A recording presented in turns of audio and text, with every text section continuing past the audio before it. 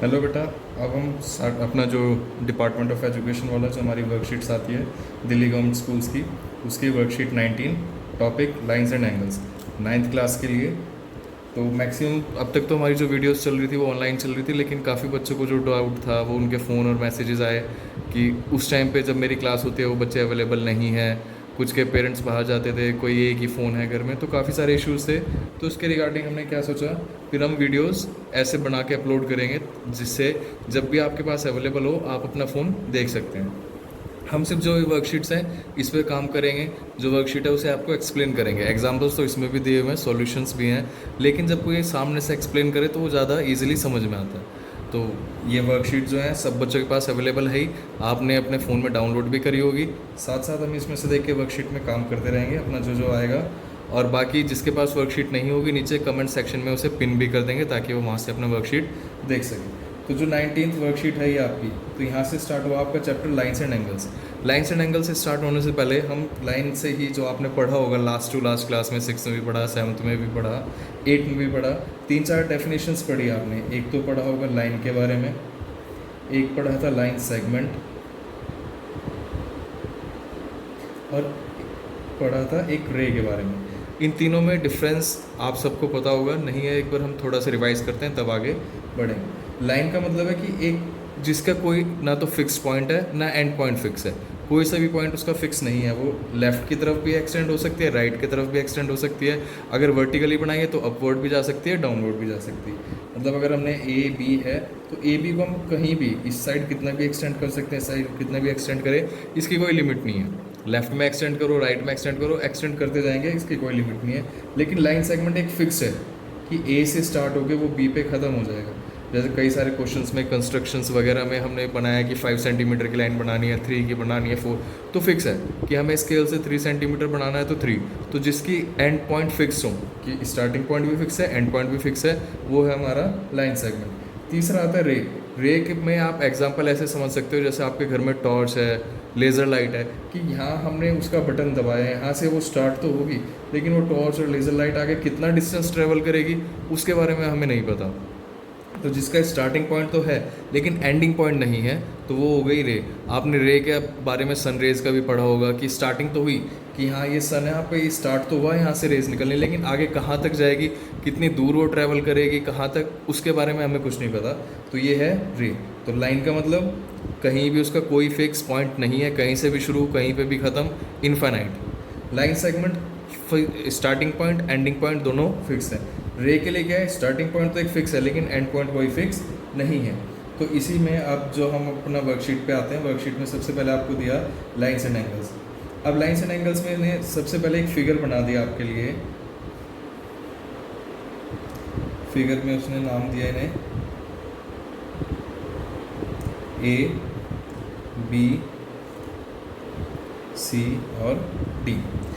अब इसमें अगर हम बात करें कितने एंगल्स हैं, तो टोटल एंगल जब हमने नॉर्मल क्लास लेते हैं उसमें भी होता है, तो कई बार बच्चे सिर्फ देख के कहते हैं सर 2 एंगल हैं, एक बी डी सी और एक ए बी डी, लेकिन इसमें टोटल 3 एंगल है। एक तो आपका डी बी सी आ गया, एक एंगल है डी बी सी, एक एंगल जो बच्चे बताते हैं A B D, A B D, लेकिन एक कंप्लीट एंगल, इसे सब भूल जाते हैं ए बी सी को।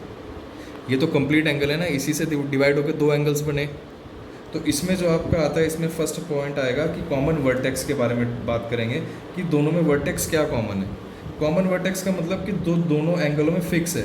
एक ये बी पॉइंट ऐसा है, ये इस एंगल के लिए भी फिक्स है और इस एंगल के लिए भी फिक्स है, बी डी सी के लिए भी और ए बी डी के लिए भी, जो दोनों में कॉमन आ रहा है। कॉमन तो दोनों में आपके पास देखोगे डी भी आ रहा है, लेकिन डी कॉमन वर्टेक्स नहीं है। वर्टेक्स का मतलब है जहाँ से उस पॉइंट का स्टार्टिंग, जहाँ से उस लाइन की स्टार्टिंग हुई है, origin of the line, origin of the angle यहाँ से है, दोनों का ये कॉमन है। तो यहाँ से इस पॉइंट से दोनों एंगल बनने शुरू हुए हैं ये, तो इसलिए बी क्या है, दोनों का कॉमन वर्टेक्स। तो पहला इसमें आपके जो वर्कशीट में बात करी थी वो कॉमन वर्टेक्स के लिए बात करी थी। कॉमन वर्टेक्स के बाद सबसे पहला पॉइंट हमने डिसाइड कर लिया इसमें, कॉमन वर्टेक्स। सेकंड जो पॉइंट दिया हुआ है वो दिया हुआ है एडजेसेंट एंगल्स के बारे में। एडजेसेंट एंगल्स, तो एडजेसेंट अगर हम नॉर्मली एडजेसेंट अगर हम नॉर्मली पूछें इंग्लिश में कि इस एडजस्टेंट का मतलब क्या हुआ, तो एडजस्टेंट का मतलब सिंपल सा जैसे हम बताते हैं कि अगर हमारे पास एक सर्कल बना लिया हमने बच्चों का, ऐसे बच्चे खड़े हो गए एक दूसरे का हाथ पकड़ के, तो सबने एक दूसरे का हाथ पकड़ा हुआ है, तो ए के जो एडजस्टेंट है वो ई भी होगा और बी, क्योंकि ए दोनों से बिल्कुल साथ साथ कनेक्टेड है। ए कनेक्टेड तो सी से भी है या बी के थ्रू होके, लेकिन वो कुछ उसका डायरेक्ट लिंक नहीं है, वो इनडायरेक्टली कि बी उससे जाके कनेक्ट है। तो ए के जो एडजेसेंट साइड्स है वो ई और बी है। बी का एडजेसेंट साइड की बात करें तो वो ए और सी है। सी की बात करेंगे डी और बी, और डी की बात करें तो ई और सी। तो एडजेसेंट मतलब जो बिल्कुल जैसे हमारा कॉमन वर्टेक्स था कि वो दोनों में कॉमन होगा। तो यहाँ पे ये दोनों एंगल्स जो हमने पहले लिखे थे, एंगल डी बी सी और एंगल ए बी डी, ये दोनों एंगल्स एडजस्टेंट एंगल्स हैं, साथ साथ एंगल्स हैं। समझ में आया? तो ये है हमारा कॉमन वर्टेक्स और एडजेसेंट एंगल्स के बारे में। तो इससे हमें यही पता चला कि दोनों में क्या डिफरेंस है। तो अब आपका आ गया कॉमन वर्टेक्स एडजेसेंट एंगल्स। कुछ बच्चों को इसमें डाउट भी होता है कि एंगल का नाम लिखेंगे कैसे। हम डी बी सी है, इन तीन वर्ड्स को डी बी सी, इसे सी बी डी बी लिख सकते हैं, अरेंज कर सकते हैं, लेकिन इसे कभी भी बी सी डी नहीं लिखेंगे या फिर डी सी बी, ये दोनों नाम नहीं आएंगे, क्योंकि आपको सिर्फ ये याद रखना है जब भी जिस भी एंगल की बात करेंगे, जिस एंगल की बात करें वो एंगल का जो वर्टेक्स है वो हमेशा बीच में रहेगा। तो हम इन दोनों जो कॉर्नर पॉइंट्स हैं उन दोनों को एक्सचेंज कर सकते हैं, लेकिन जो कॉमन एंगल जिसकी बात कर रहे हैं वो हमेशा बीच में रहेगा। तो इसे हम डी बी सी बी लिख सकते हैं या सी बी डी बी। तो इसी को आगे चलते हुए जो एक और आपका एग्जाम्पल दिया हुआ है आपके वर्कशीट में, वो ये बना दिया पी क्यू आर और एक ये लाइन यहाँ से एस। इसमें भी आपका सेम क्वेश्चन पूछा कि आपको बताने हैं एडजेसेंट एंगल्स। एडजेसेंट एंगल्स की बात करें, अभी बताया जो एंगल साथ साथ बिल्कुल साथ हो और एक कॉमन वर्टेक्स ले रहे हो। तो angle P Q S and angle S Q R, S Q R, या तो आप ऐसे लिखो पी क्यू एस को हम क्या लिख सकते हैं एस क्यू पी, और आर एस क्यू आर को हम लिख सकते हैं आर क्यू एस, ये दोनों सेम है। तो ये आ गया हमारा एडजेसेंट एंगल्स। तो सेकंड क्वेश्चन इसका यही था कि एडजेसेंट एंगल्स के बारे में बताना है, और आपको ये पता ही है कि ऐसा एंगल जो बनता है ये 90 डिग्री का होगा, और 90 डिग्री एंगल्स के भी आपको टाइप्स पता है, एक्यूट एंगल, ऑब्ट्यूस एंगल, ये सारे आपने 6th क्लास में पढ़ा है। Acute angle, obtuse angle, right angle,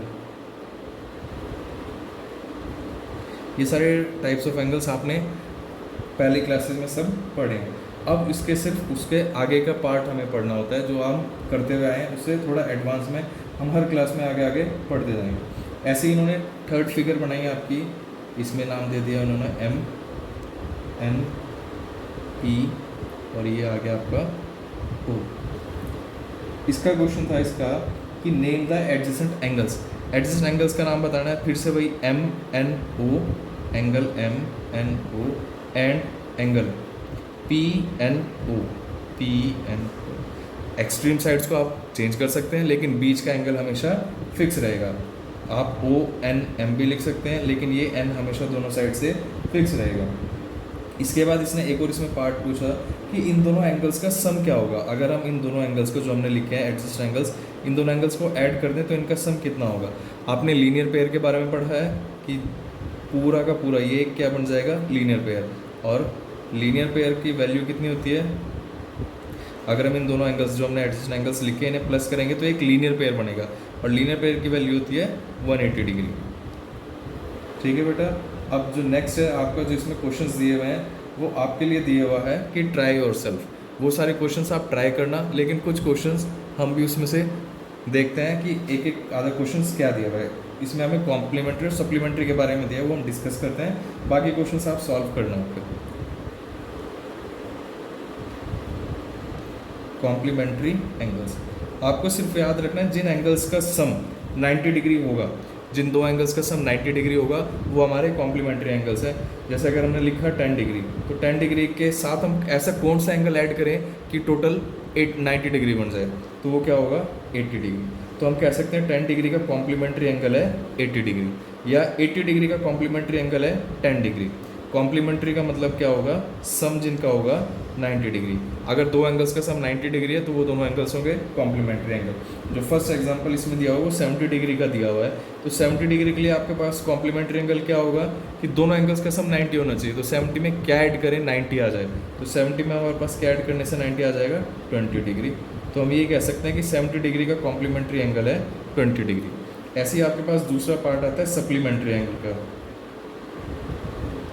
supplementary angles का मतलब होगा जिन दो एंगल्स का सम कितना होगा 180 डिग्री।